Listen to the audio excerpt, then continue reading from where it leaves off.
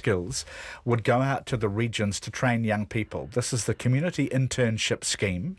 It would see them work for 2 years as builders, doctors, beekeepers, plumbers in areas experiencing economic, population or income decline. The internships would be unpaid. The local community would provide accommodation and meals. Thousands would be interested in this, says the Māori Party. Do you think they would? I don't know how it's going to work. It sounds administratively incredibly complex to manage. I think that's probably where the money would go, just trying to work it out. But also, if you look at it purely from a sort of a labour market's point of view, the greatest need for doctors, for tradies, is actually in the cities and not in the region. So how would you pre-select people? It's a lovely idea. I just can't figure out how it would actually work in practice. And how can you keep them in the regions if they're not being paid? I mean, wouldn't you sort of go, actually, I've had enough of this, I'm heading for the big smoke? You can imagine someone in pretty straitened circumstances coming into New Zealand being grateful for a chance like this, but anyone with a degree of qualifications, I mean a doctor, for example, you'd have a hard time asking them to work for 2 years for nothing, wouldn't you? And I think they have all sorts of licensing issues themselves in terms of their own professional colleges. It's a great idea. I just don't see how it could work in practice. I heard Mr. Kang speak this morning, and he seemed really disjointed on his own policy, to be honest. He didn't really seem to know the detail. And you're quite right. How are you actually going to run this? He didn't have any of the detail on that, so I sort of immediately went, right, obviously you've not thought that one through. But that goes to a point about the whole election. We are how many days out? And it is still very muted to me. It's not big policies, big debates. It's all just little bits floating up. It hasn't grabbed the nation by the throat. We seem to be sort of just lollygagging along to this election, and we're going to roll up to the polling booth on the day and just go, oh yeah, me, him. Unless in some way it does start to grab the nation by the throat, it's hard. Yeah, but it's not a Trump or Brexit vote, is it? Unless the youth come roaring out of the starting gates and start to sort of, I just can't see it. Well, the interesting thing, of course, is even the British election, it was very quiet until about the last month. That's and right. The one thing we've seen in pretty well all the big elections in the last year is big surprises. Yeah. So maybe there's a big surprise out there. Exactly. We were talking earlier about, do you give tax cuts or do you sort of give money to the poor? And you would think that would be the classic framing, the left-right framing in the election. I suspect that won't actually be the issue that wins or loses the election. It will be about confidence and leadership or personality and things like that, because typically that's how most elections are won or indeed lost. Or free university education for all. Yes, because that often works. Yes, exactly. I mean, we've heard that done before. 2 weeks out, it's a pretty good election bribe, wasn't it? It is, and it was. OK, we'll watch for the roaring out of the gate. New Zealand Post's new delivery vehicles, just before we go, will start rolling out literally. Hamilton, Blenheim, Auckland's North Shore, places like that. Electric buggies called Paxters on the streets, and think a funky-looking golf cart. Top speed 20 k's an hour. Although the Paxters can do 45 k's an hour. There are concerns about pedestrian safety. Do you think people will manage this all right? What, electric delivery vehicles? Yes. As long as they put little beep beeps and stuff on them, because EVs are very quiet. Yeah, they are, aren't they? So you do have to sort of put extraneous noise things on them. Yes, you've had good experience with EVs, actually. I nearly ran you over. That's right, you did. Backing up the truck. And they can accelerate very quickly. They can, I've heard. Thrills for New Zealand Post staff. Hey, very nice to talk to both of you and to have you both of you on the panel again. We'll, if we don't catch you before you leave World Vision, we'll no doubt talk to you in or around that time. For sure. Yeah, indeed. Chris Clark, thank you. Thank you, Jim. Sandy Hodge. Thank you. Always a pleasure. Thanks, everybody. That's us for another day. We're back tomorrow. And here is Checkpoint.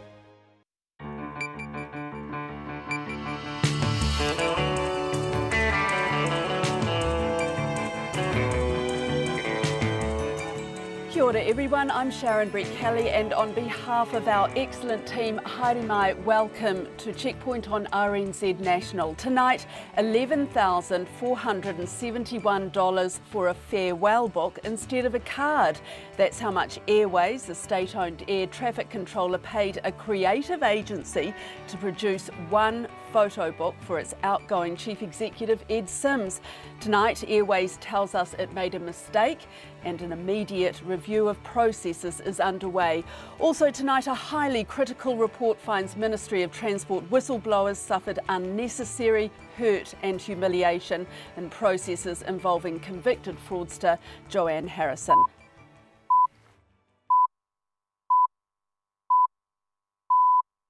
RNZ News at 5. Kia ora, good afternoon, ko Katrina Batanaho. The head of the Public Service has offered compensation and an apology to Transport Ministry whistleblowers after a highly critical inquiry into their treatment. 3 ministry staff were made redundant in 2015 after raising concerns about a manager, Joanne Harrison, now a jailed fraudster. A State Services Commission investigation has found the whistleblowers were set to lose their jobs as part of a legitimate restructure, but were further hurt and humiliated because of Harrison's actions. The Commissioner, Peter Hughes, says the staff were bundled out right up before Christmas and more than 7 months before a replacement system was set up. They did the right thing, raised genuine concerns and through proper and appropriate channels. The fact that they were then disadvantaged because of it is wrong and unacceptable. The State Services Commissioner, Peter Hughes. The country's air traffic controller, Airways, has launched a review following revelations it spent almost $11,500 on a farewell book for its outgoing chief executive, Ed Sims. The invoice, paid in full last month, shows the state-owned organisation commissioned the Christchurch creative agency, Harvey Cameron, to produce one photo book at a cost of $11,471. The interim chief executive, Pauline Lamb, says she's launched an immediate review of the spending. Checkpoint will have more on this story after the news. The chair of the country's biggest construction company is not impressed with its latest forecast earnings downgrade. Fletcher Building expects its operating earnings in the June year to be about $525 million, down from previous guidance of $610 to $650 million. The second big downgrade in 4 months shows further losses on major projects, which are believed to be Auckland's International Convention Centre and Christchurch's Justice Precinct. Mark Adamson, the chief executive since 2012, has resigned and a short-term replacement will start on Monday. The chair of Fletcher, Ralph Norris, says he's not pleased but acted quickly. I have to say, on behalf of the board and myself, it has been very, very disappointing, and I think it's fair to say that we have acted as quickly as we could have, and I think decisively. Sir Ralph says the company's board is now on the hunt for a new permanent chief executive. The family of a New Zealand man who died after being tied to a bed in a Japanese psychiatric ward has helped launch a group calling on Japan to review its practices of restraining psychiatric patients. 27-year-old Kelly Savage was hospitalised and strapped to a bed for 10 days. He died of a cardiac arrest, but his family believe that was caused by deep vein thrombosis from being restrained. His mother, Martha Kane Savage, has told a press conference in Tokyo that Japan does not have patient advocacy groups like New Zealand does to highlight issues. I hope that we can be a catalyst to help the Japanese people make their own groups and rise up against mistreatment. Martha Savage says she does not want her son's death to be in vain. Met Service is warning of gale-force winds in Auckland, Gisborne, Rotorua and Bay of Plenty this evening. And in the 12 hours from 2 this afternoon, up to 100 millimetres of rain is expected in Bay of Plenty and Rotorua. And Dunedin's council has begun preparing the city for tomorrow's forecast deluge. The council's chief executive, Sue Bidrose, says 180 millimetres of rain fell in the major South Dunedin flood 2 years ago, and this time the forecast is for up to 200 millimetres. The council's been making sure the stormwater system is cleaned and fully operational and sandbags are ready to go. Emergency Management Otago says it will be monitoring the situation and would activate if required. Councils throughout Canterbury are also gearing up for heavy rain. The senior Republican senator and former presidential candidate John McCain has been diagnosed with brain cancer. The 80-year-old, who's a frequent critic of President Donald Trump, took leave from Congress a few days ago to have surgery to remove a blood clot. The ABC's Connor Duffy reports. Mr. McCain has been praised as an American hero as he undergoes treatment for brain cancer. Doctors revealed Mr. McCain had surgery last week and further treatment may be required. Mr. McCain was held as a prisoner of war during the Vietnam conflict. He entered the Senate in the 1980s and ran against President Barack Obama in 2008. Recently, he's criticised President Trump, particularly over ties with Russia. Mr. McCain's daughter Megan has released a statement saying that his family are living with the anxiety of what comes next.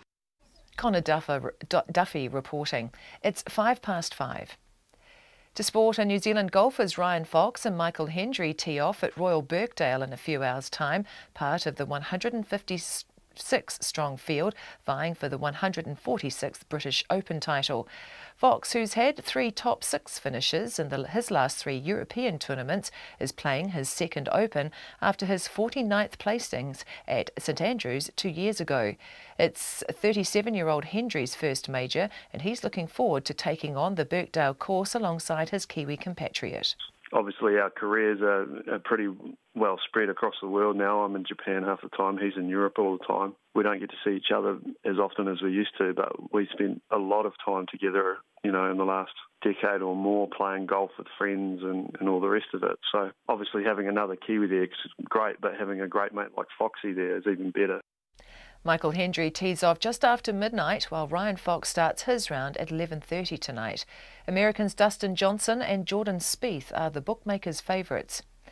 The French club Toulon has confirmed All Black centre Malakai Fekitoa, who's been named in the Highlanders' quarter-final team to face the Crusaders on Saturday night, is heading for France later this year. The 25-year-old will follow fellow All Black signings Ma'a Nonu and Luke McAllister.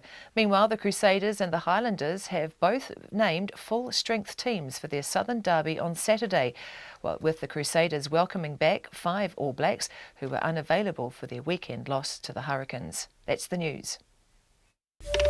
Whistleblowers forced out at the Ministry of Transport. They got restructured out at the busiest time of the year in December. They said that just didn't make any sense, and they said the day they finished up, basically a temp walked in. Major redundancies at the IRD. It's about 25 to 30% reduction in staffing, and that will start to begin in around 2019 for 2021. And pay equity issues at the BBC. We are going to change things, but we want to do it always in a way that we think best serves our audiences. On the Job, morning report, weekdays from 6.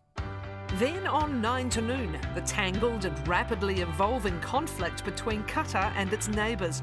And after 10, the fall of the House of FIFA, with Guardian sports journalist and author David Conn. Join me, Catherine Ryan, on 9 to noon after morning report on RNZ National. Met Service weather through to midnight tomorrow. There's a major winter storm for New Zealand with severe weather watches and warnings in place. Northland to Taranaki, Coromandel Peninsula, Bay of Plenty and the Central High Country. Rain developing with brief heavy falls. Showers tomorrow with squally thunderstorms and hail. Northeast gales easing this evening. Gisborne, Hawke's Bay and Wairarapa. Rain spreading south with gales about Gisborne for a time, clearing tomorrow morning. Whanganui to Wellington, Taihepe, Nelson and Marlborough. Rain developing later today and overnight with some heavy falls from Horowhenua southwards. Rain easing to a few showers tomorrow morning. Bulla, Westland and Fiordland. Scattered rain developing. Southeast gales for Fiordland and Westland tomorrow. Canterbury and Otago, rain developing tonight, becoming heavy tomorrow, and snow gradually lowering to 600 to 700 metres. Southerly gales tomorrow. The Southland, drizzle developing tonight, turning to rain tomorrow, and the Chatham Islands, periods of rain. It's 5:08 and you're listening to Checkpoint. Kia ora, Katrina. Airways has apologised to the Minister of State-Owned Enterprises following revelations it spent almost $11,500 on a farewell book instead of a card for outgoing Chief Executive Ed Sims. The invoice obtained by Checkpoint shows the state-owned air traffic controller commissioned Christchurch creative agency Harvey Cameron to produce one photo book at a cost of $11,471.25. Following an inquiry by Checkpoint this afternoon, Interim Chief Executive Pauline Lamb said the company had taken full responsibility for what had happened, and she's launched an immediate review of processes. In the last few minutes, the company says it has also apologised to the Minister of State-Owned Enterprises, Todd McClay, who told Checkpoint the spending was excessive and unacceptable. Zach Fleming with this exclusive report. Airways refused to show Checkpoint a photo of Ed Sims' book, but a copy of the invoice obtained by this program shows it spent $11,471.25 on it. Christchurch creative agency Harvey Cameron was commissioned to design the photo book and print one sample and one final copy to mark Mr Sims' departure as CEO in May after 6 years in the job. The detailed invoice explains the cost includes concept development, design and art direction, the photoshopping and cutting of images, the supervision of its production, and its dispatch to Wellington by May the 23rd. Cost $11,471.25. But we should point out that included the cost of a courier. And while the invoice was paid in full last month, it wasn't until this afternoon, when contacted by Checkpoint, that Airways interim CEO Pauline Lamb labelled the cost of the book exceptional and announced an immediate review. Miss Lamb says prior to receiving Checkpoint's inquiry, Airways had disputed the invoice.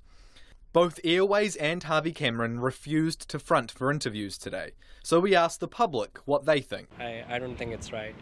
Not great. I don't really care, to be honest. You said spending $11,000 on a farewell card. Farewell book, but yeah. I feel like it's a little bit of an overkill, probably not necessary, and there's probably better causes it could be going towards. It's probably reasonable. It probably does a fairly well good job. That's an extravagance. That's just not warranted. Goodness me, I can't believe what you're saying. That's outrageous. A statement from Airways interim CEO Pauline Lamb blamed the exceptional cost on errors in judgment. She says no senior management were aware of the costs before the invoice was received. But experts Checkpoint spoke to today said they'd be surprised if they weren't aware.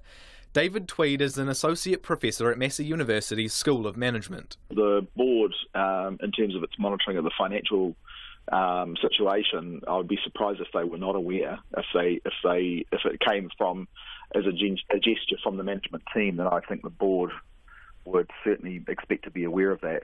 But is there a precedent?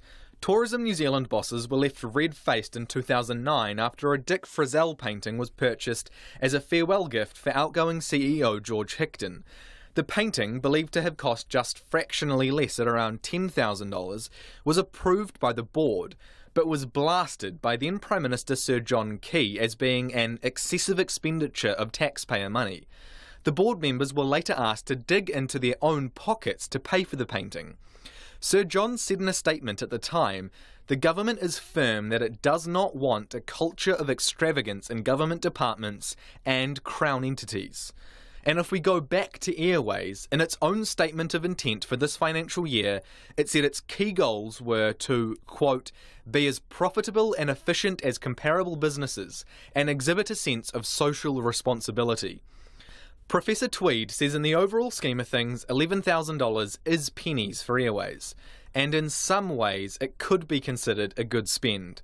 The question around this book is it an investment? And I suppose the thing that you could say is, well, if the CEO's departed and is unlikely to return, perhaps that money could have been saved. But I think that takes a very transactional view of life, and you just don't know. That CEO might return and think well of Airways Corporation and be interested in working there again if the opportunity came up, because not only did they get a salary, but they also departed with a sense of value. Checkpoint asked Airways if the book was also Mr. Sim's farewell present and if there was also a function to mark his departure. But Airways said it would take time to compile those costs. Interim CEO Pauline Lamb said in her statement there was a desire to give Ed Sims a good send-off, which, in terms of the book, was not handled as well as it should have been. We went to design studios to ask if charging $11,000 for a farewell book is unusual.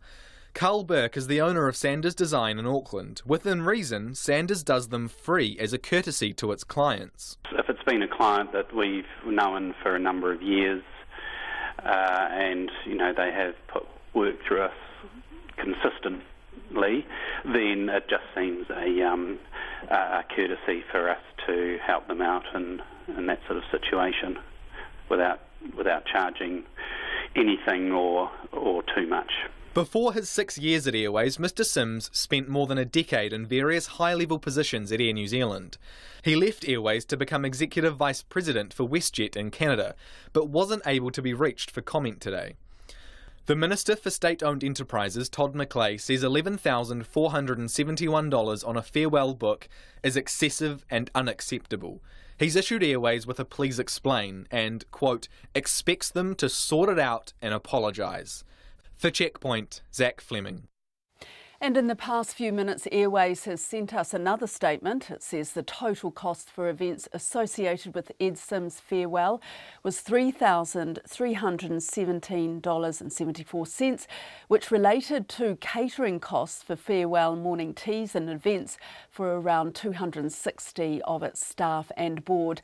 It says there was also a gift for $439 and a book that was produced by its former design agency, which, as we mentioned, was $11,471.25.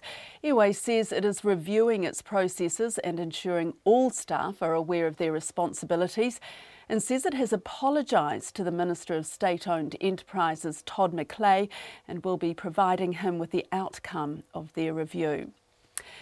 Now, the country's biggest construction company, Fletcher Building, has forced out its chief executive and slashed its profit forecasts after suffering big losses on a number of projects.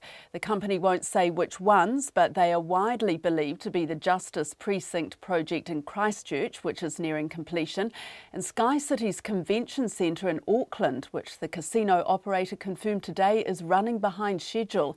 Here's our business reporter, Nona Peltier. Fletcher Building expects its operating earnings will be about $525 million in the year ended June, but that's the second downgrade in 4 months. In mid-February, it was forecasting $720 to $760 million, which barely a month later was downgraded to $610 to $650 million. The problems have been exclusively in the company's building and interiors business, which is responsible for high-profile projects such as Christchurch's Central City Justice Precinct and Auckland's Convention Centre. The Chief Financial Officer of the Construction Division, Philip King, says the sector is booming, but that's put strains on everyone. The New Zealand industry is absolutely at capacity, and you're seeing that reflected in subcontractor rates and the availability of resources for jobs, etc. I know we're having our share of pain today, but there's no doubt the industry as a whole is really struggling with so much work on, and it's an unprecedented level of activity. It's ramped up very quickly, and if you don't manage it carefully, as we can attest, it hurts you. Fletcher is also writing down the value of 2 Australian business units, iPlex Australia and TradeLink, by $220 million. The Chief Financial Officer, Bevan McKenzie, says the situation in Australia is also difficult and hard to say when it will turn around. Whilst we think that the management teams of those businesses are working very effectively to implement the strategies there is no doubt that it is taking longer to get to where we had hoped to be. And that has been one reason why we have reduced our terminal or sustainable earnings expectations. I think the second is a realisation that the Australian environment, whilst by no means terrible, is very competitive. So I think when you combine a sort of a slower trajectory within the businesses with a challenging environment, the combination of those two are really the key reasons why, at this stage, we believe it is likely that those assets will be impaired. Fletcher's chairman, Sir Ralph Norris, says the company acted as quickly as it could, and he says the immediate departure of the chief executive, Mark Adamson, will give it the opportunity to get fresh leadership and start rebuilding the trust of investors. JB Weir's New Zealand equity manager, Ricky Ward, says the market has lost confidence in Fletcher and will want to see its forecasts stack up when it releases its full-year financial report next month. Now, what we've got is negative news. Here's a company that's had 3 disappointing announcements in a very short space of time. So the fact that they're downgraded today, in some respects, shouldn't have surprised people. There's plenty of talk around further provisions and delays likely occurring. But I think, the market is looking ahead. So it'll just take time, I think.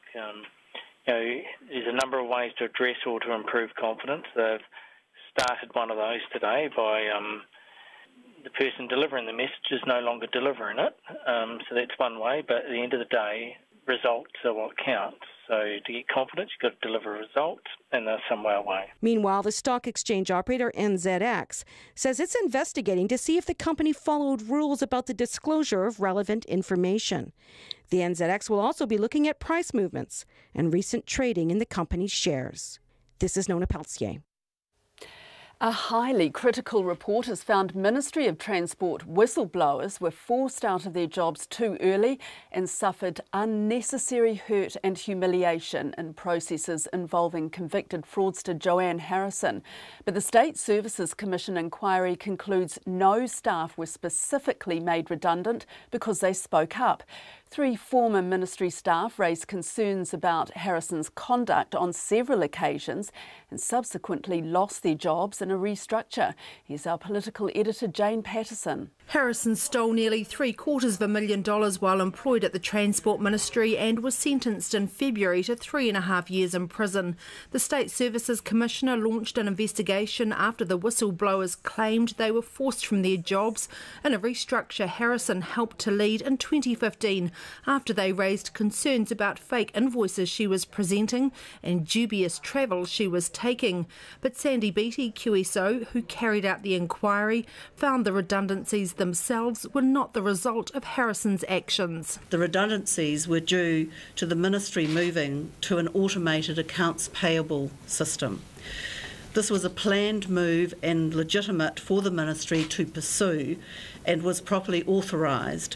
Joanne Harrison had no control over that particular decision. But she did find the staff members were disadvantaged after being made redundant well before the new system was due to come into effect, a decision that was influenced by Harrison. The process was followed, resulted in the staff members being made redundant just before Christmas in 2015.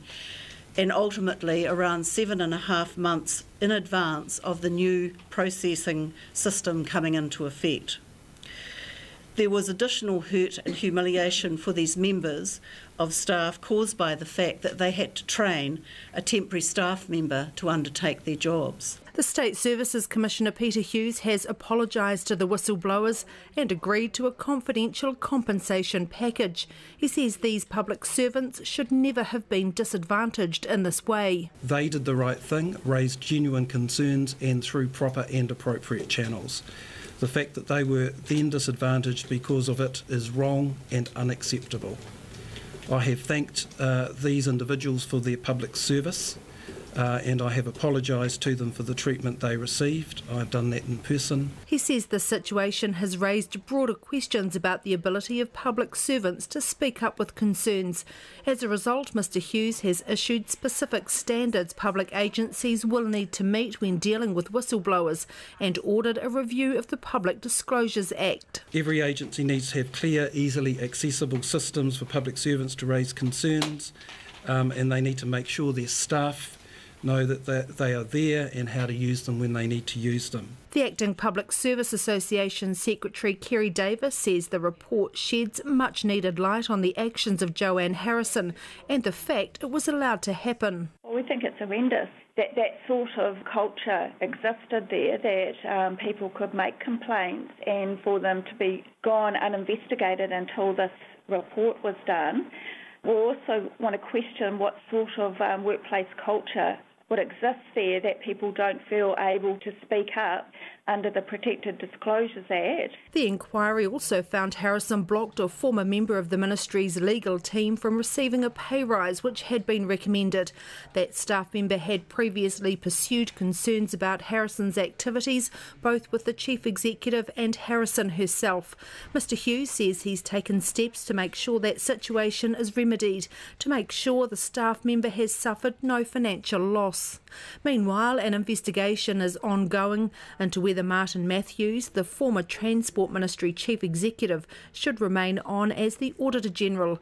Mr Hughes refused to make any comment about Mr Matthews' role in the controversy in light of that investigation. From Parliament for Checkpoint, Jane Patterson. More bad weather is on the way. Councils and civil defence throughout Canterbury and Otago are gearing up for heavy rain from tomorrow, with some areas expecting a month's worth of rain in 24 hours. The Met Service is warning the heavy rain will bring flooding and make driving hazardous. And it isn't just isolated to the South Island. Parts of the North Island can expect a battering as well. Joining us now is Met Service meteorologist Georgina Griffiths. Good afternoon, Georgina. Good afternoon, Sharon. What's the latest out there? Well, I guess we want to clear up the worst affected areas because this is a significant storm, but not all areas see severe bad weather. There's quite a bit of ordinary wintertime weather around too. So as you highlighted, it is really that South Canterbury, North Otago and Dunedin where we're expecting that very large rainfall numbers, particularly for that region, to come in during tomorrow and through into the early hours of Saturday. 150 to 200 millimetres of rain is really high end for them. We've also got a warning in place for Bay of Plenty Rotorua tonight, easing overnight. More of a medium-sized warning for them, but the region has been pretty soggy lately. The wind warning's up in the north and east for Auckland, also Bay of Plenty Rotorua and Gisborne. It's a low-end warning for Auckland, and we're nearly out of it now. But the Bay of Plenty Rotorua and Gisborne see better gusts to 120 kilometres an hour tonight and overnight. So really it's that lower, that southeast South Island that's of a concern, I guess. But also Canterbury, north of Whakaia, sees some reasonable totals, 120 to 160 millimetres of rain moving in tomorrow. But that's probably in the foothills and the ranges. Nearer the coast in Canterbury, expect 80 to 100 millimetres of rain. Still a pretty good number there. And Georgina, Wellington got a real battering last week. Is it going to escape the wild weather this time? Well, it is Wellington, you know, so they get some more ordinary bad weather. They get some gales.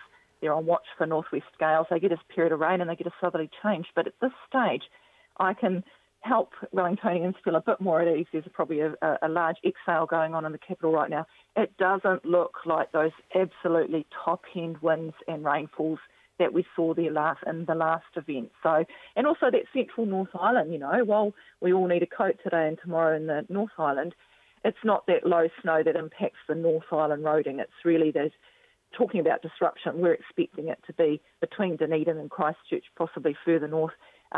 It's really that lower South Island, that eastern South Island, where we expect those roads and the disruption and potential for flooding. And is it going to be cold or just wet? Yeah, that's a really good question. We've earlier on, you know, in the week, we were wondering how low the snow would go, and the southerly comes in a wee bit behind the wet, which means that we do expect significant snow, but at quite high elevations. That snow level lowers to 800 metres for the Canterbury High Country tomorrow evening, and to around 600 metres in Otago. So you've got to be pretty high and fairly inland to clock up snow rather than rain. And that's the key message for people, I think. Thanks very much for that, Georgina. That's Georgina Griffiths from the Met Service. Graham the Gecko is gone. No, that's not the title of a children's book. Graham is an endangered Marlborough green gecko and he's been stolen from the Fiordland National Park Visitor Centre. I asked Greg Lind, the Department of Conservation Te Anau Operations Manager, how Graham's disappearance came about. The staff who went to feed him noticed that the padlock was missing off his enclosure, which we call a terrarium. And then investigation found out that he wasn't. There was no Graham left in the terrarium. When was he last seen there? He was left food on the 16th, so he's fed every 3 days, and that was the last time that he had been seen. And he'd been there a long time. Yes. He was he'd lived in Te Anau for over 30 years. Yeah, that's a long time for a gecko, but obviously it was a very comfortable position that he had. So he'd been in the terrarium at Te Anau, at the dock centre there. Yes, yeah, there had been another gecko there years ago, but it actually had died. So this Graham was our sole remaining little lizard in the terrarium.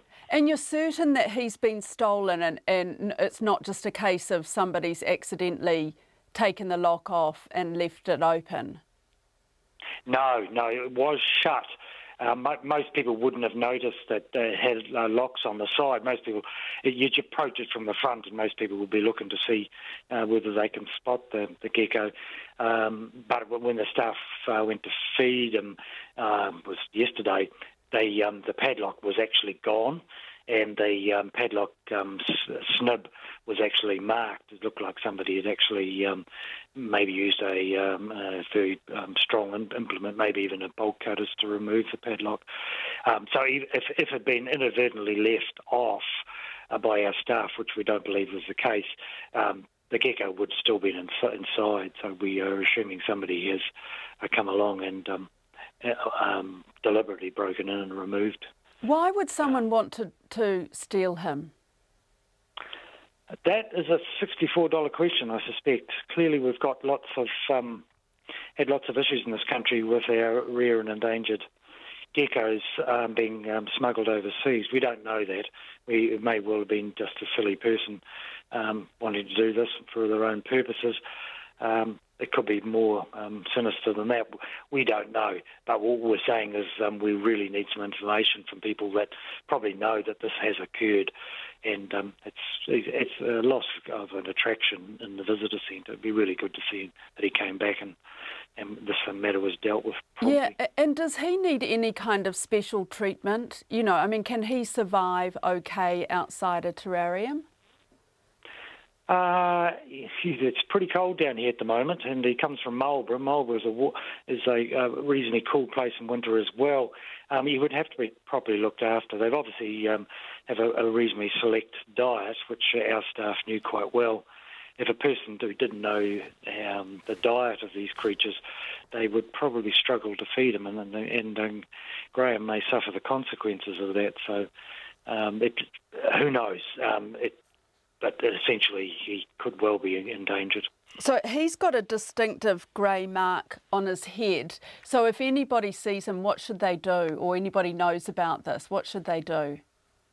There's a number of opportunities here. If somebody knows of the incident, they can anonymously call us or call us directly at the Tianao office of the department. They can certainly, this matter's been put into the hands of the police as well, because it is theft, and it's a threatened species, so it is protected, and the heavy fines attached to endangered wildlife under the Wildlife Act. So, but if somebody just wants to quietly return him to us, we'd be happy with that as well. And that was Greg Lind.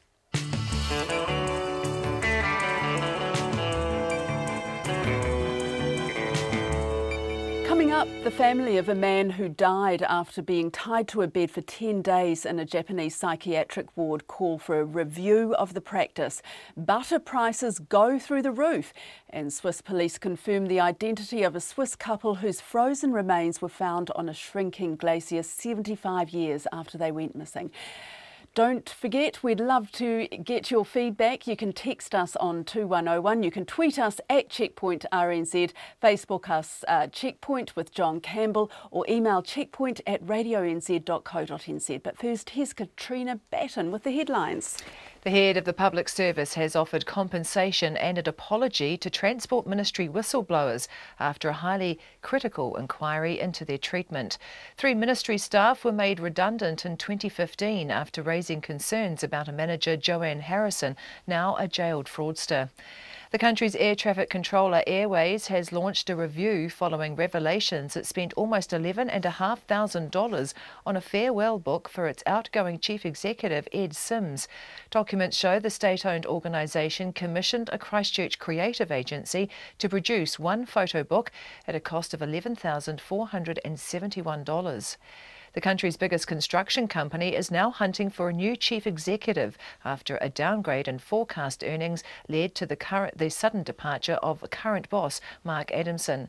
Fletcher Building expects its operating earnings in the June year to be about $525 million, around $100 million from the previous estimates, down from previous estimates. Butter prices have hit a record high. Butter has surpassed $8,100 per metric tonne on the global dairy trade market for the first time in the auction's history. The price jump has been put down to strong demand for natural full-fat products. The family of a New Zealand man who died after being tied to a bed in a Japanese psychiatric ward has helped launch a group calling on Japan to review its practices of restraining psychiatric patients. 27-year-old Kelly Savage was hospitalised and strapped to a bed for 10 days, where he died of cardiac arrest. Veteran US Republican Senator John McCain is reviewing his treatment options after being diagnosed with brain cancer. The tumour was discovered during a surgery to remove a blood clot from above his left eye. Those are the headlines. I'm back at 6. Kia ora, Katrina. Turning to business news now with Nona Peltier and more on Fletcher Building. How did its share price go today? Did it take a beating? It sure did. It took a beating on large turnover. Well, it could have been worse. I mean, it really opened quite low. Near its lows, it bottomed at $7.38, which is down like almost 9% on yesterday's close. So it recovered though, and it was only down just a bit more than 6% to $7.59. That's down 50 cents on yesterday. So overall, that's not too bad considering how much the market really didn't like to hear this downgrade. It was the second one this year, and earlier this year there was a bit of a warning that, that they had missed their target for the year, for the first half ended December 31st. But at that time, Mark Adamson told us that he thought that they could make up that difference because they had booked the loss, but it may not be realized. But things just went from bad to worse, and Mark Adamson is departing now. And we're going to have a new chief executive, I guess, in due course. And of course, the chief executive of the construction sector, so that's the division of the company that's having this trouble, he retired on June 30th. So there was no chief executives to front up today. Interesting Yes, stuff. Yeah. What about the rest of the market? Well, let's see. The market overall, you know what?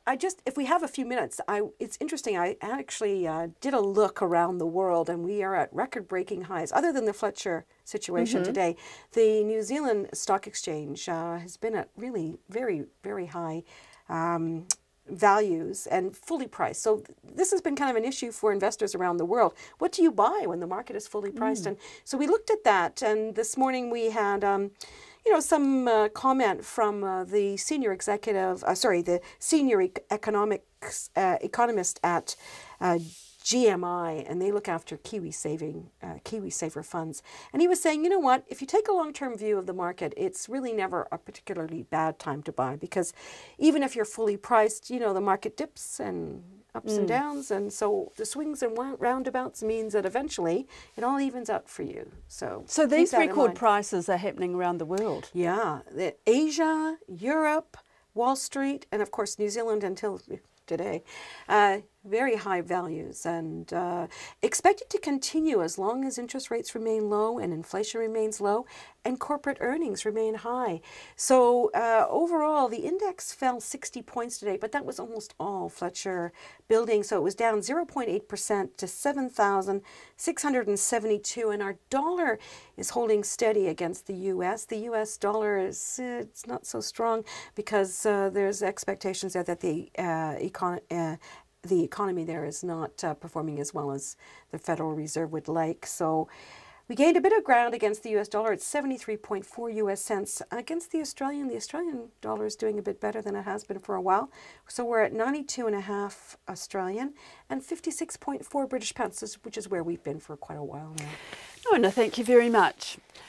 Butter lovers are unlikely to be laying it on quite so thick after global prices hit a record high.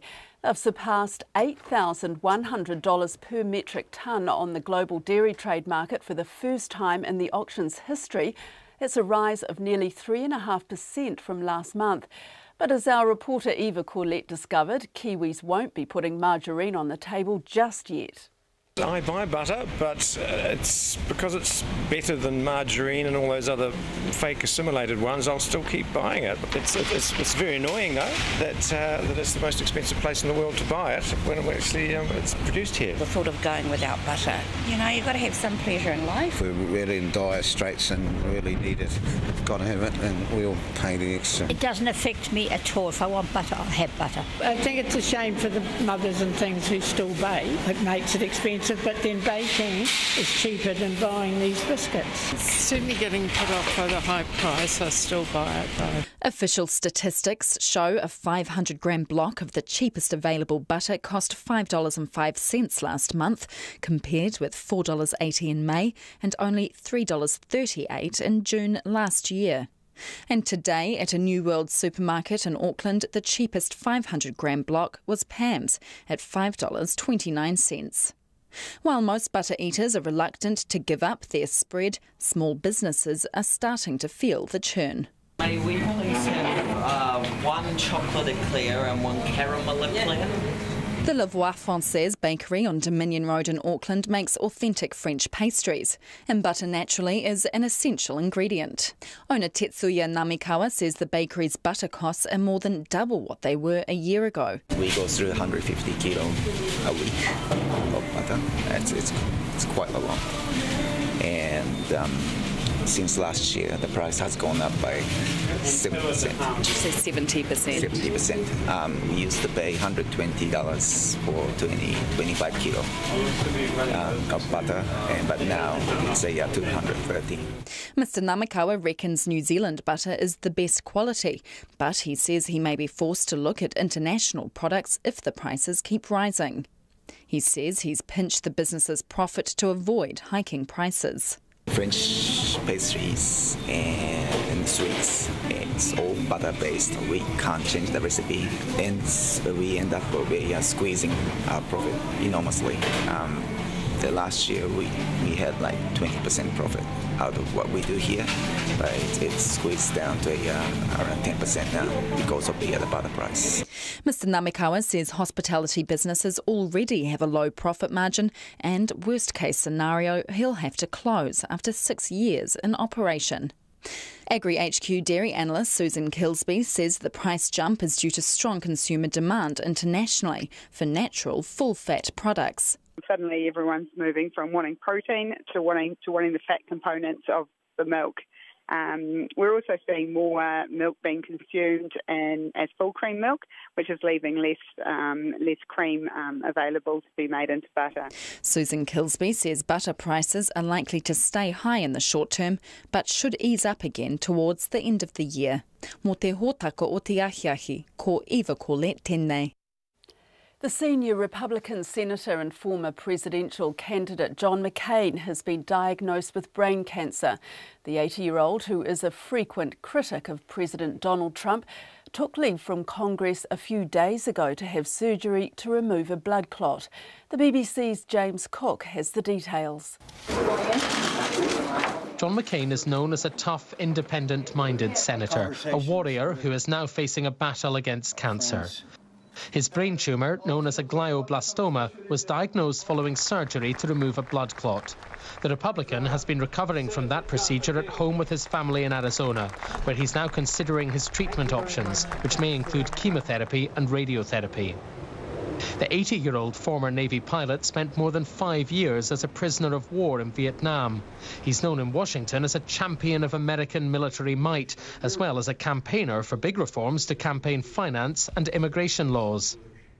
President Donald Trump, who insulted the senator during last year's election campaign, released a statement saying John McCain has always been a fighter. His predecessor, Barack Obama, said, "Cancer doesn't know what it's up against. Give it hell, John." While Mr. McCain's daughter Meghan said her father was confident and calm, adding the cruelest enemy could not break him. James Cook with that report. The small cities and towns of the Rust Belt states of America propelled Donald Trump to the US presidency. States like Michigan, Wisconsin and Iowa, where the demise of locally owned industries not only had a big economic impact, but left locals feeling disconnected to politics and resentful of the establishment. With 2.5 months to go until New Zealand's general election, how do people in areas once significant industrial businesses feel about their lot? And who are they likely to back come polling day? Our reporter Ian Telfer headed out to some of the poorer parts of Otago and Southland to find out if there's an appetite for change brewing, like the ones that fueled the Trump presidency and Brexit in the UK. So in the last election in the United States, the media totally missed the election of Donald Trump because they didn't go to the heartland and see what was happening in Rust Belt areas where the industry has been lost. So coming up to the New Zealand election, we wanted to know, is the same thing happening here? This is as close as you'd get to Rust Belt, New Zealand. Mataura in Southland, where the big paper mill closed down 17 years ago, and not much has come into town since. Is there a Trump effect? Are we going to see the Donald Trump of Mataura? Or is something else going on? We came here to find out.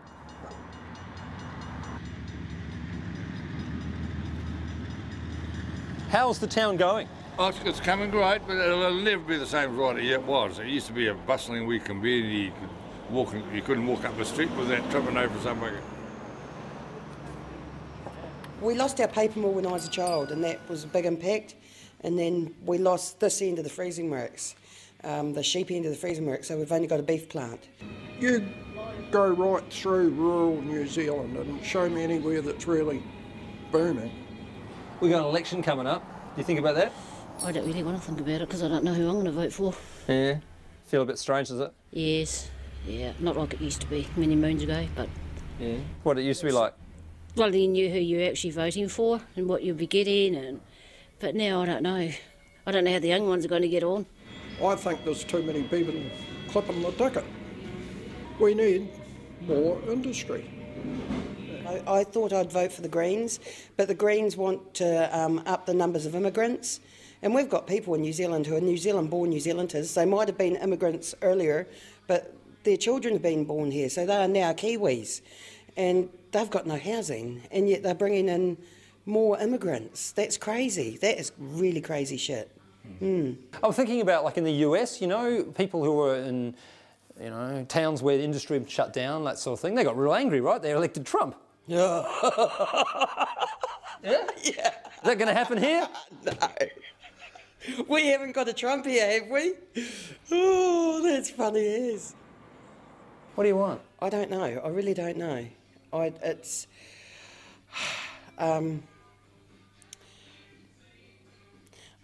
never thought I'd say it, but Winston Peters to me is the one. So we're just coming into Milton, and this should be a similar kind of town in a way, because the town was built on woolen mills 150 years ago, but they're all gone now, and the town would also be struggling, except that it's got a whole lot of new industries. So this is a brand new business for you? Brand new business. It's been here 2 weeks. And you feel positive about Milton's future? Yes, I think it's only going to go up. That's why I'm here. We're coming up to general election, yeah? Do you follow politics? How does it feel from here? Yes and no. I listen, but yeah, I take interest, but yeah, I don't get into it. I was sort of searching for Rust Belt New Zealand, but I don't think I found it here, eh? No, I don't think so. Maybe Mosgiel. We're pretty, I guess, independent down here. We'll keep plodding on, keep doing what we want, regardless of who's in government. Their decision-making doesn't really sway what happens, especially with me. Like, I can't really talk about other people, but, you know, the government is the government, and they'll do what they want, and we'll deal with it, as long as it's not Winston Peters. We're driving back into Dunedin now, into South Dunedin. And like Mataura, like Milton, it's one of the poorest parts of the country, actually. And I guess I don't really think of it as being like Rust Belt, but actually it is, because, you know, they lost their train-making factory at Hillside, they lost their rope factory, they've lost most of their industry over the last 20, 30 years. Are people angry about that? Here we are standing, we've got National there, we've got Labour there. And I was just thinking about politics. I just wondered if I could ask you, like, are you thinking about the election? Is you in election mode yet? I am, to be honest. I'm traditionally a Labour supporter, but some of the policies that Labour has come out with, I think they would be lovely in an ideal world, but reality is business. So I'm leaning more towards a business-oriented vote, which would take me towards National. Mate, this used to be the place to come on a Thursday night out here. All the shops out here. Look at it now, restaurants and second-hand shops. Had 9 years of National? Yeah. What's that been like for Probably you? about time for change. But one's as bad as the other. Country better off than it was before they came in, or not? Well, they say the country is. The whole day searching for the Rust Belt of New Zealand, or for some sort of Donald Trump fired up, angry effect, or even, you know, a kind of left-wing rebel to come through the pack. Just none of that, really. It doesn't feel like there's, you know, an angry Rust Belt out there. It just feels like there's a lot of people who are struggling day to day, just trying to make ends meet, and have almost given up on politics, national politics, to make a difference. Are you looking for a Trump? No. Jeremy Corbyn? No. Bernie Sanders? We don't need no idiots. Reporter Ian Telfel with that report. And for those of you watching, the video was shot by videographer Rebecca Parsons-King. The family of a New Zealand man who died after being tied to a bed for 10 days in a Japanese psychiatric ward is helping to spearhead a campaign calling on Japan to review its practices of restraining such patients. Kelly Savage was hospitalised and strapped to a bed. He died 10 days later of a cardiac arrest, but his family believe that was caused by deep vein thrombosis from being restrained. His mother, Martha, and brother Patrick attended a press conference in Tokyo today where a campaign against the increasing use of physical restraints in Japan was launched, saying they don't want Kelly's death to be in vain. Elizabeth Brown reports. Kelly Savage was 27 when he died. He had a history of depression and mental health issues. He'd been teaching English in Japan when in April he stopped taking his medication and became unwell. His brother Patrick, who described Kelly as his best friend, took him to Yamato City Hospital where Kelly was restrained on arrival.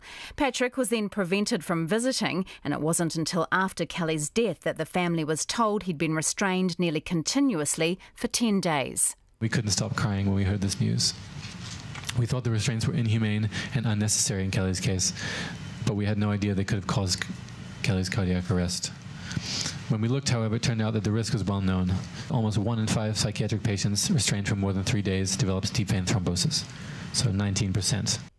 According to Dr. Toshio Hasegawa, who's leading the alliance to stop the practice, psychiatric patients in Japan are restrained on average for just over 3 months.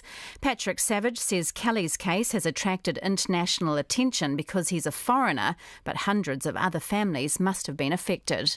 I'm sure there must be many more families out there that have been through the same horrible experience but didn't or couldn't manage to get anyone to care. God knows it's been hard enough for my family, and many times we've just wondered whether we should just give up. But the thought that if we did, other families would continue having to sacrifice their loved ones to Japan's broken psychiatric system was just too much to bear. Kelly's mother, Martha Savage, also spoke, remembering her son as a busy, active young boy who went on to love people, sport and everything Japanese. She said when he'd had a manic episode in New Zealand, the approach to his condition had been very different. Basically, it was like the padded wall kind of room where you didn't have any, there was nothing he could hurt or hurt himself with. But it was only a few hours, and they never put any physical restraints on him. They never needed to. I never saw anybody there with physical restraints. Martha Savage says Japan doesn't have patient advocacy groups like New Zealand does to speak out on such issues. I hope that we can be a catalyst to help the Japanese people make their own groups and rise up against mistreatment. Patrick Savage says Japan is violating United Nations policies regarding the rights of mentally ill patients on a massive scale, and his brother would have wanted the issue brought to the public's attention. That's what Kelly would have wanted. You know, he loved Japan. He was, wasn't super open about his mental health illnesses, but sometimes he would post on Facebook, he's battling with depression. I think he would want people to know that he had this treatment, and he would want his death not to be in vain and to help people in Japan not have to suffer the same thing that he suffered. The hospital where Kelly died is still refusing to release his medical records despite his family's repeated requests. They've enlisted the help of New Zealand Foreign Affairs staff to take the matter up with Japanese authorities in the hope of getting some answers. For Checkpoint, Elizabeth Brown. A powerful exhibition focused on opposition to New Zealand's involvement in the First World War has opened in Wellington today. About 300 conscientious objectors were jailed during the war and 14 were forcibly taken to the front. 4 were subjected to the notorious Field Punishment No. 1, which involved being tied to posts under fire on the front line. Our reporter Robin Martin has more.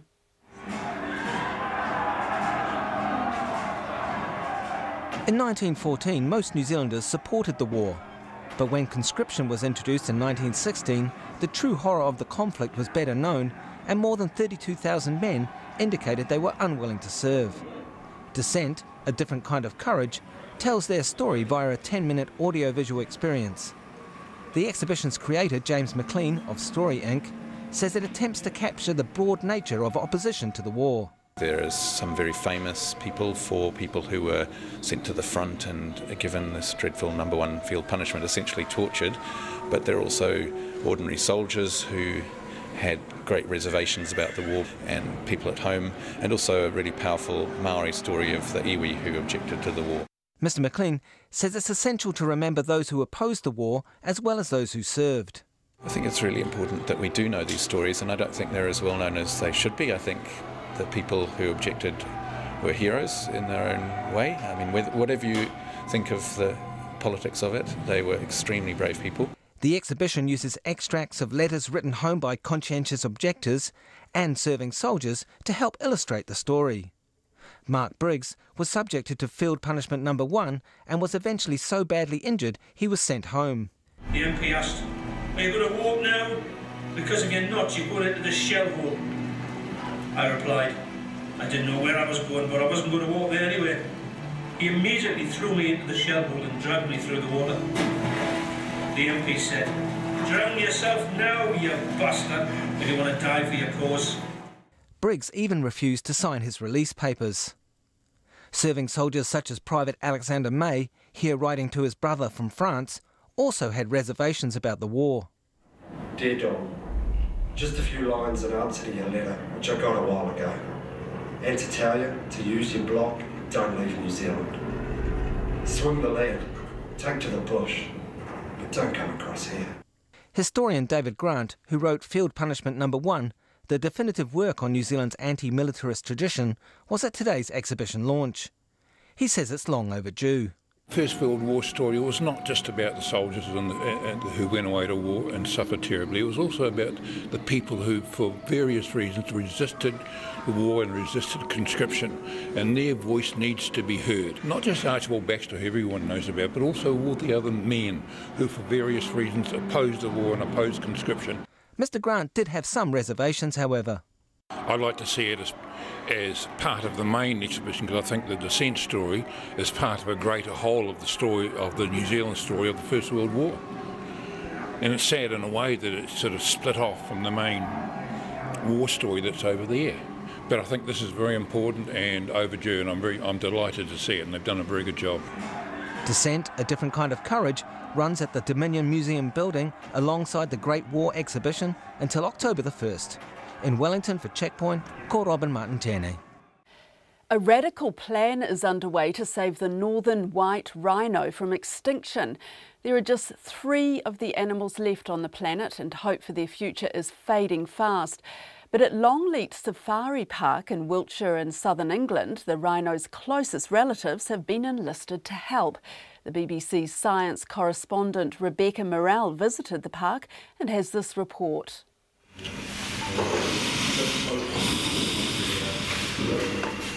Boone, a heavily sedated southern white rhino.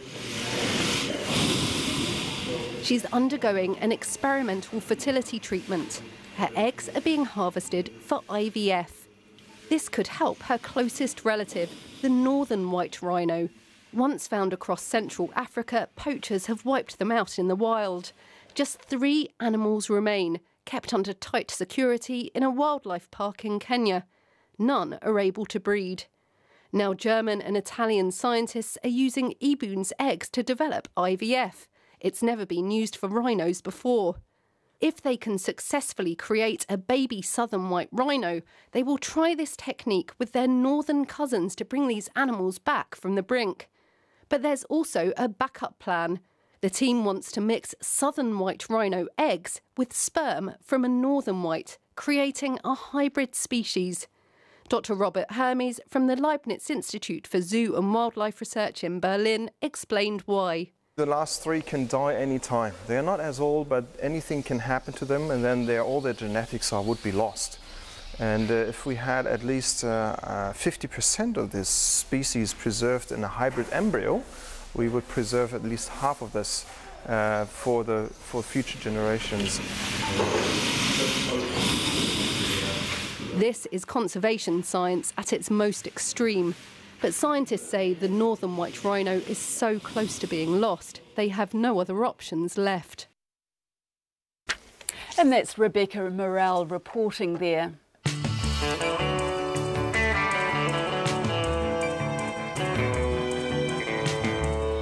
After 6 o'clock tonight, Airways has been forced to apologise to the Minister of State-Owned Enterprises after Checkpoint obtained an invoice revealing it spent almost $11,500 on a farewell book instead of a card for outgoing Chief Executive Ed Sims. Labour's Economic Development spokesman Stuart Nash says the excessive spending shows how out of touch the state sector is. He'll join us live. And we'd love to hear from what you think about this. You can tweet us on 2101.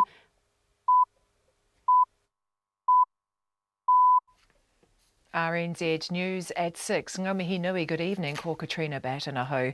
A highly critical inquiry has concluded Transport Ministry whistleblowers were disadvantaged, hurt and humiliated after speaking out about the convicted fraudster Joanne Harrison.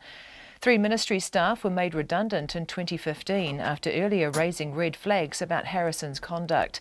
A State Services Commission investigation has found the whistleblowers lost their jobs in a legitimate restructure.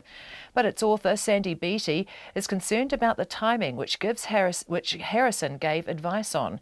She says the staff were pushed out right before Christmas, more than 7 months before a replacement system was set up. While there is no definitive evidence of Miss Harrison engineering this process to disadvantage these staff, they were disadvantaged by the process, and I can see no reason why they were needed to be made redundant at the time that they were. Sandy Beattie, QSO. The state-owned air traffic controller Airways has apologised to the Minister of State-Owned Enterprises for spending too much money on a farewell book for its outgoing CEO. Airways says paying more than $1,000 for the book was excessive and unacceptable spending, and it's launching a review of the spending. Zach Fleming reports.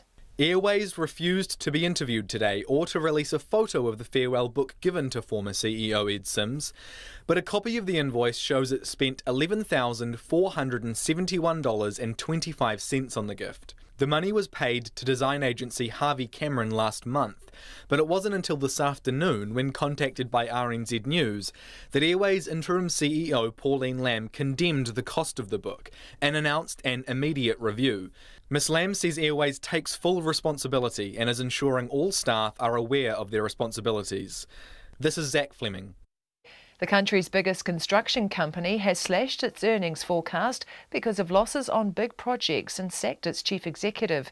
Fletcher Building expects its operating earnings in the June year to be about $525 million, down from previous guidance of $610 to $650 million.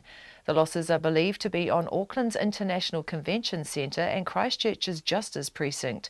Mark Adamson had been the chief executive since 2012. The company's chair, Ralph Norris, says he's not pleased with losses in the building and interiors division. The reduction in earnings is solely because of further losses sustained in our B&I business unit. It is obviously very disappointing to be reporting further losses in B&I, as I know that all our people are working very hard to deliver a number of projects for our clients in very trying conditions. Ralph Norris, Fletcher Building's chair.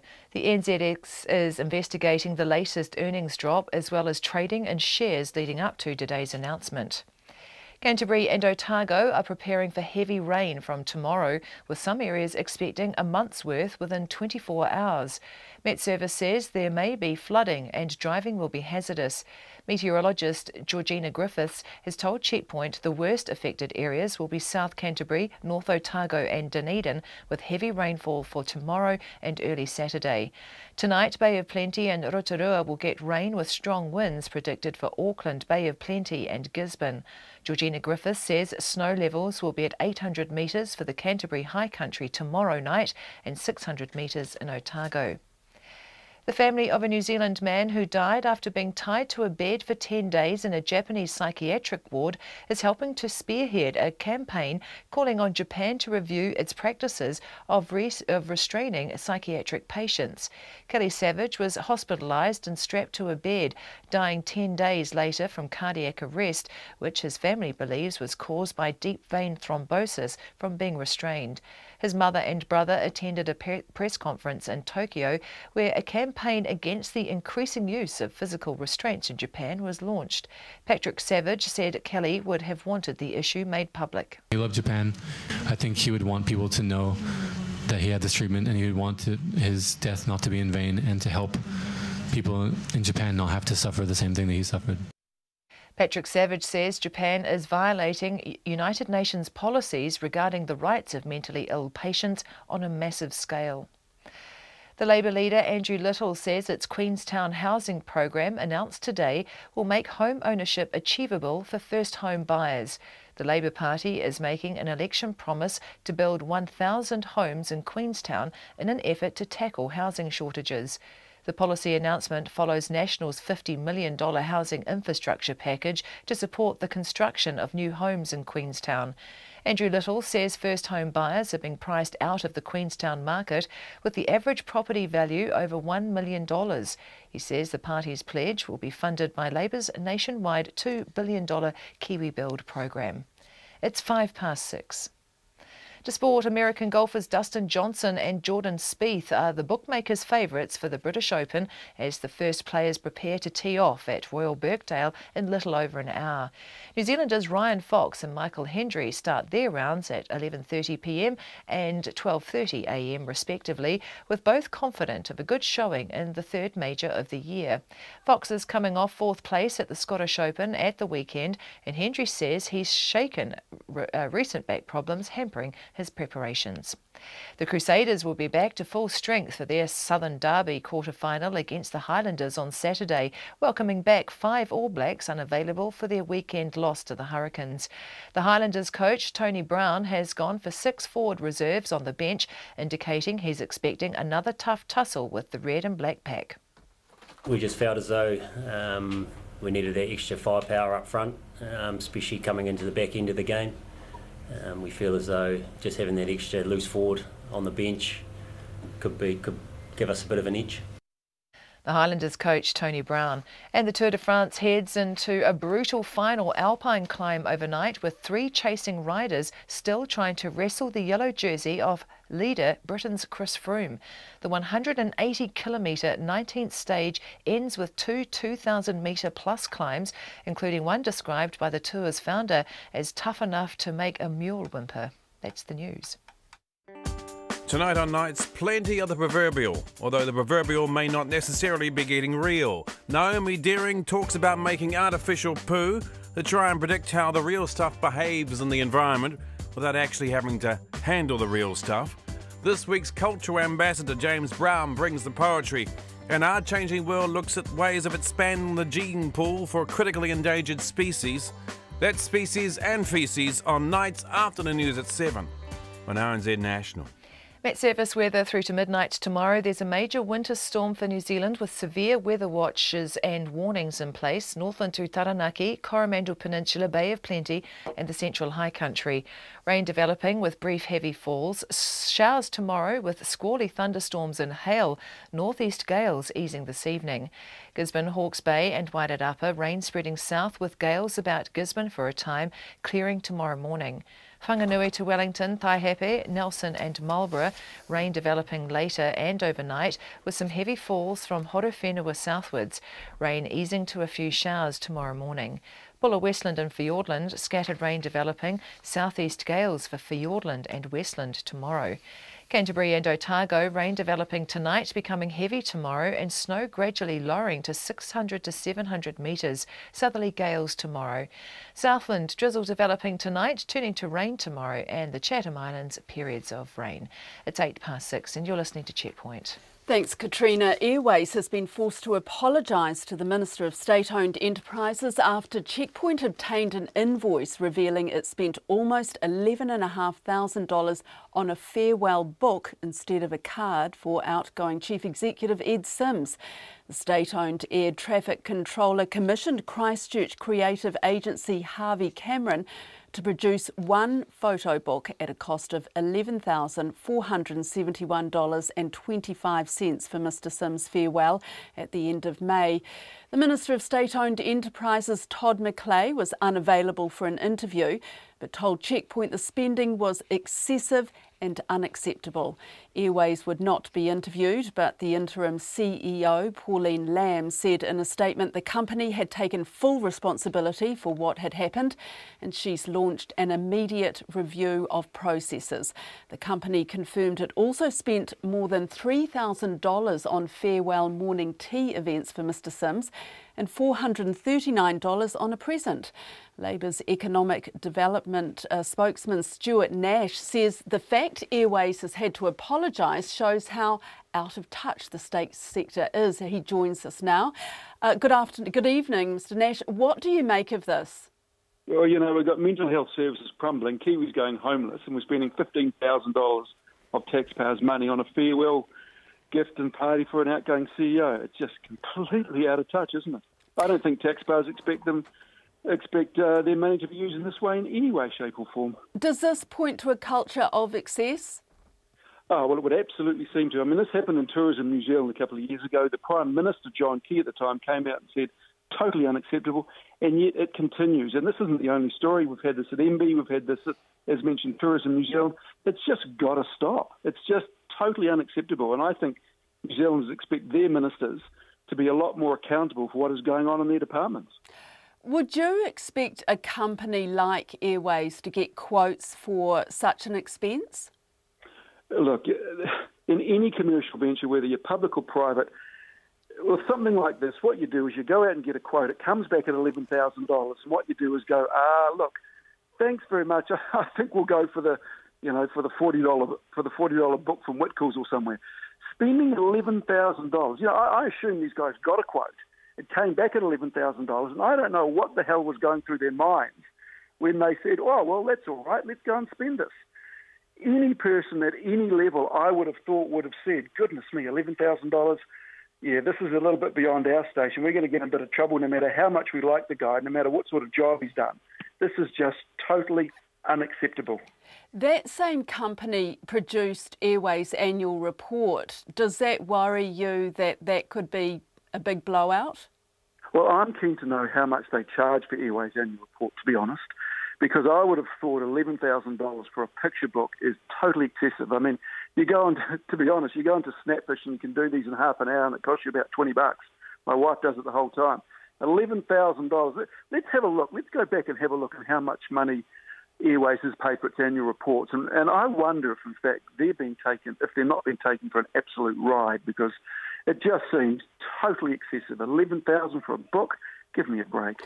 But, you know, the argument could be that Ed Sims is highly regarded, has had an illustrious career, obviously very popular there at Airways.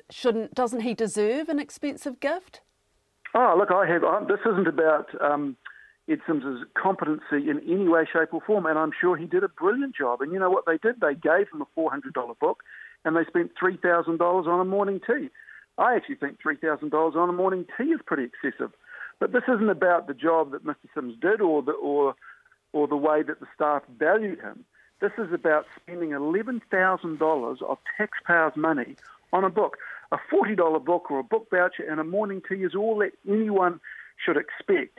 And I just think that, this shows, I think, a culture of extravagance which is just out of touch, and it's got to stop. Do you plan to follow this up with Airways, take it any further? Absolutely. So Airways, the interim CEO has said that Airways is undertaking an investigation into this or review into this. I'll follow that up, but I would like this to go a little bit further. As mentioned, I would like to know how much Airways spends on its annual report, and let's benchmark that against other state-owned enterprises or Crown entities to find out if, in fact, they're not being ripped off by this organisation that charged them $11,000 for this book in the first place. How do we know, though, that this isn't more widespread, that other state-owned enterprises, for example, could be doing the same kind of thing, spending money on these kinds of things? It's a really good point, and this is the thing. We don't know this. But I would expect if they were, then they would be under the gun in the way that Airways is. And after Tourism New Zealand bought the Dick Frizzell print at a cost of $10,000, and the then Prime Minister John Campbell came out and said it was totally unacceptable, and I believe actually forced the board to dip into their own pockets to pay the money back, I would have thought that would have sent a very clear message to the public service. Hey, you know what? rein it in, be sensible, be wise with taxpayers' money, and don't do anything like this. But obviously the message didn't get through. I'm assuming that Airways, what has gone on at Airways has sent a very, very clear message to the state sector. But, if we find this is happening, if we find this sort of extravagance is endemic, then we need to really knock this on the head. It's just, I think it's time for a change, don't you? Stuart Nash, thanks very much for your time. Civil Defence and councils along Canterbury and Otago coasts are bracing for a damaging storm that's forecast to be on the same scale as the one which flooded South Dunedin 2 years ago. Met Service is predicting up to 200 millimetres of rain to fall from tomorrow morning from Christchurch down to Dunedin, along with strong southerly winds. That could cause flooding of roads, rivers and coastal towns. Here's our Otago Southland reporter Ian Telfer. In April, Met Service predicted the worst storm since the Wahine disaster in 1968, but it didn't arrive. Even so, Civil Defence is taking no chances on this one. The Civil Defence Controller for the Timaru District Council, Justin Baggist, says it's gearing up for a month's worth of rain in less than a day and a big mess. A lot of service flooding throughout the district. There will be low-lying areas, culverts will be overrun, probably some of the low-lying farmland might get a bit of water overflow. There'll be probably multiple road closures around the areas.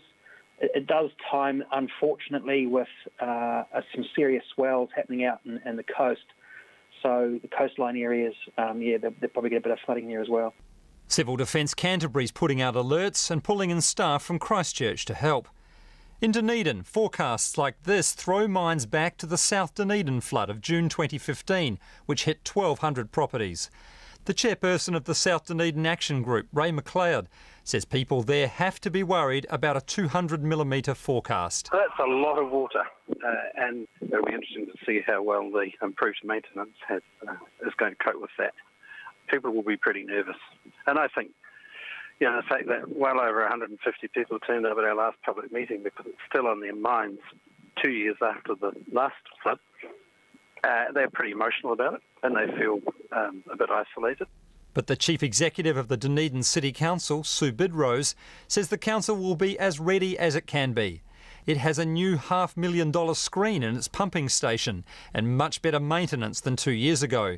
She says her staff are hard at work. Making sure the gutters are cleaned and the mud tanks are cleaned and the grill has been cleaned and making sure we're ready for if we need sandbags and making sure we're ready if we need sand, making sure all of the logistics are in place should this rainfall actually hit us.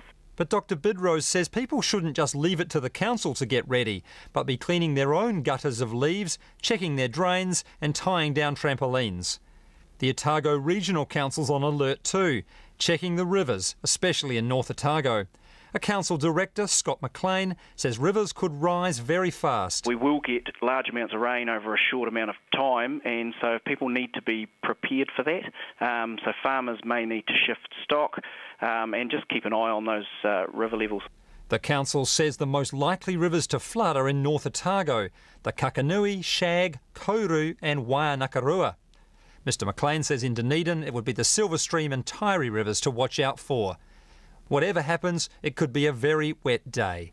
In Dunedin for Checkpoint, ko Ian Telfer tēnei.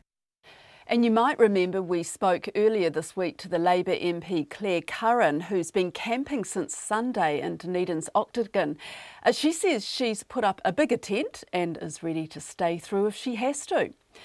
The State Service Commissioner has personally apologised and offered compensation to former Transport Ministry staff who suffered hurt and humiliation at the hands of the convicted fraudster Joanne Harrison. After an independent investigation, a highly critical report has found ministry whistleblowers were forced out of their jobs too early by Harrison after they raised concerns about her contact with senior managers. But the State Services Commission inquiry concludes no staff were specifically made redundant because they spoke up. It found the redundancies were part of a plan to implement a new automated system over which Harrison had no say. But at a media conference this afternoon, Sandy Beattie, who carried out the investigation, did find the whistleblowers were disadvantaged as a result of decisions influenced by Harrison. The process was followed, resulted in the staff members being made redundant just before Christmas in 2015, and ultimately around 7.5 months in advance of the new processing system coming into effect. There was additional hurt and humiliation for these members of staff caused by the fact that they had to train a temporary staff member to undertake their jobs. One had an offer of further employment which was withdrawn. While there is no definitive evidence of Miss Harrison engineering this process to disadvantage these staff, they were disadvantaged by the process, and I can see no reason why they were needed to be made redundant at the time that they were. The State Services Commissioner Peter Hughes has apologised to the whistleblowers and agreed to a confidential compensation package. He says these public servants should never have been disadvantaged in this way. I am making sure that the individuals involved get full redress for what happened to them. They did the right thing, raised genuine concerns, and through proper and appropriate channels. The fact that they were then disadvantaged because of it is wrong and unacceptable. I have thanked these individuals for their public service and I have apologised to them for the treatment they received. I've done that in person after raising genuine and what turned out to be well-founded concerns. And that's the State Services Commissioner Peter Hughes.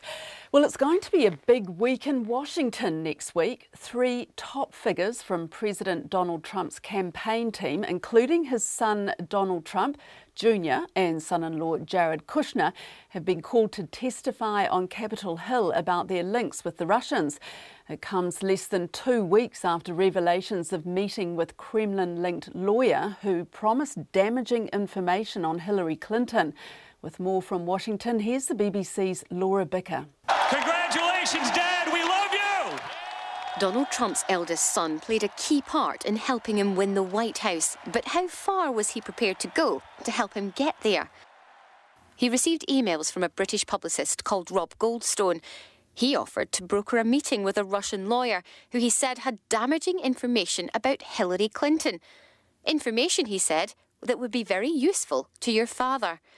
He added that this is obviously very high-level and sensitive information, but it's part of Russia and its government's support for Mr. Trump. Donald Trump Jr. simply replies, "If it's what you say, I love it." He says he didn't tell his father about the emails, and the meeting with the Russian lawyer ended up being a waste of time. The president defended him. It was a short meeting. It was a meeting that went very, very quickly, very fast. 2 other people in the room, I guess one of them left almost immediately and the other one was not really focused on the meeting. Also at that meeting was the former Trump campaign manager, Paul Manafort. He too has been asked to testify next week, along with Donald Trump's son-in-law, Jared Kushner, one of the president's most trusted advisors. He's bound to be asked about the meeting when he gives evidence to Congress on Monday. That testimony will not be in public. President Putin and I have been... Donald Trump is furious with the continued focus on Russia. There has been no collusion, he says. Next week's testimony by his own family could prove crucial to those who are trying to find out if he's right. Laura Bicker reporting there from Washington. A new survey has found New Zealanders are an upbeat lot, with many feeling comfortable with their lives. Stat NZ's General Social Survey found 83% of those surveyed rated their overall life satisfaction highly at 7 or above on a scale from 0 to 10. Anne-Marie May drilled down into the figures. Because I'm happy. Clap along if you feel like a room without a roof. Participants were questioned about 4 key areas of well-being: their health, whether they had enough or more than enough money, whether they ever felt lonely, and if they experienced housing problems. Nearly a quarter of those surveyed rated themselves as having good outcomes in all 4 areas. Some 5% reported a poor outcome in those areas of life, and of that group, over half reported low overall satisfaction with life. Economically, there's been some improvement since the dark days of the financial crisis in 2008. At that time, about 13% of respondents said they had more than enough money to meet their needs. That figure now sits at 18%. A researcher at Stats NZ, Rosemary Goodyear, says it should be remembered that figure measures people's subjective assessment of their financial well-being rather than being purely based on income. You can have people in different incomes and they can have different demands, and also some people may have access to wealth. So with the older people, they may have kind of low incomes but also some wealth, and that means even though their incomes could be low, they might say that they have enough money to meet their everyday needs. Those in Northland, Bay of Plenty and Gisborne reported higher levels of satisfaction than the general average. However, Rose Walker, who manages the Fresh Start Family Service and Food Bank in Kaitaia, says that's not the impression she gets from people visiting her agency. There's a lot of people come in and I know that they are really struggling to make ends meet. On the whole, I wouldn't say that they would say their lives were totally worthwhile because of the inconveniences and the hardships that they're going through. The survey shows family is important to New Zealanders, with those having a strong sense of family bonds more likely to rate their overall life satisfaction highly. Rose Walker says that's reflected amongst those using the Kaitaia Food Bank. They always talk about whānau and how they go to them for help with knowledge and with food and etc., and they look for them to help them with their children and all that. On the streets of Wellington, people agreed with the survey. They feel really happy. Most days are pretty happy. As long as things are good with the family, it's usually the main thing. I'm pretty happy, I have to say. Just life, to enjoy what I do, love living in Wellington. Yeah, I'm pretty happy. Absolutely. Happy when the sun's shining in the winter and you can go for a good walk. Yeah, very happy. Just everyday life. Yeah, happy to be alive. Lots of different things. Puppies, my friends, sunny days. Yeah, I'm happy. My kids, their smile makes me happy. The survey also revealed New Zealanders rate freedom, rights and peace, along with the environment, as extremely important factors in defining this country. For Checkpoint, Anne-Marie May. Swiss police have confirmed the identity of a Swiss couple whose frozen remains were found on a shrinking glacier last week, 75 years after they went missing. Marcelin and Francine Dumoulin, the parents of 7 children, had gone to feed their cattle in a meadow in the Valais canton when they vanished on August the 15th, 1942. Bridget Burke reports. The glacier hid their bodies for 3/4 of a century, until Marcelin and Francine Dumoulin's bodies were found in a hole on the Saint-Florent glacier by an employee doing maintenance work last week. But then when he came closer, he saw that it's strange, such big rocks on the glacier. So he went closer, and then he realized that it was 2 bodies, there were 2 bodies, a man. We could see 1 shoe of a man and 2 shoes of a woman.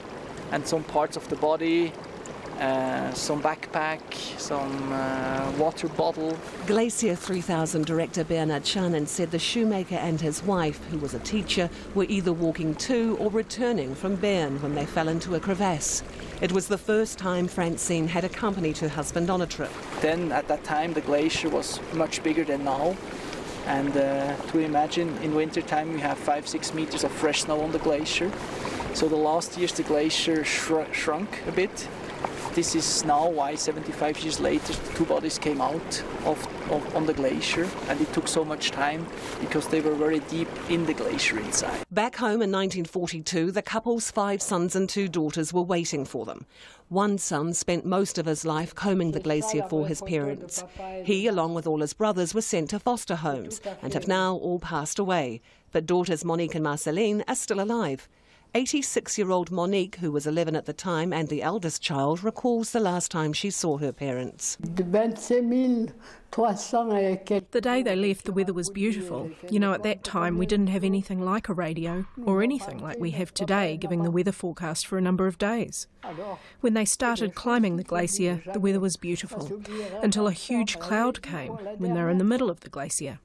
They were swallowed by this cloud. Monique says there is little relief in the discovery of the bodies. 25,300 and something days. I've counted and written on a piece of paper the number of days during which we missed our mum and dad. These are things one can never ever forget. I'll be able to forget only when I close my eyes for the last time. The Dumoulins were among 280 people listed as missing in the Alps or rivers of the Valais canton since 1925. Police say they expect to find more bodies as the glaciers melt. For Checkpoint, Bridget Burke. Finally tonight, your feedback on our top story about Airways being forced to apologise and launch an internal review after spending almost $11,500 on a farewell book instead of a card for outgoing CEO Ed Sims. Jenny says, I would have made a photo book for $500 plus photos. I've done it before, and an online do-it-yourself book would cost $60. And another listener says, you can make one on Snapfish for under $40. And this from someone else, Ed Sims probably binned the book before leaving for Canada. Well, that's Checkpoint for this evening. Thanks for joining us on your radio, your television, online, or however you choose to connect us today.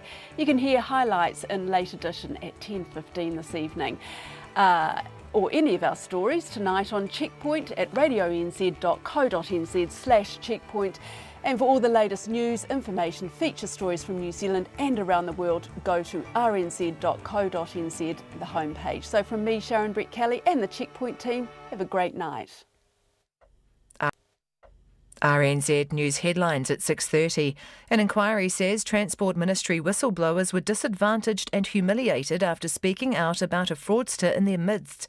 Airways has apologised for spending $11,000 on a farewell book for its outgoing CEO.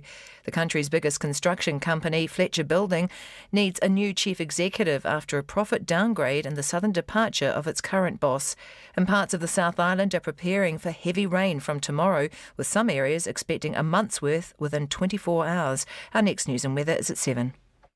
Oh, Karen Dash and her amazing pencil stash. What are the kids listening to these days, parents bewail?